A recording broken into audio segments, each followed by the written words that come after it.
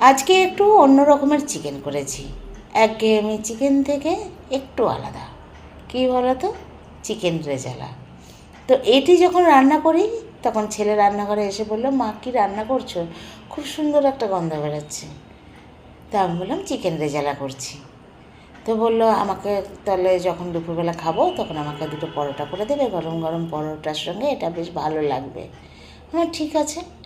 স্বাধীনভাবে বাঁচার যেমন সকলের অধিকার আছে, খাওয়ারও অধিকার আছে, সেই জন্য ওর জন্য করে নিয়েছিলাম গরম গরম পরোটা।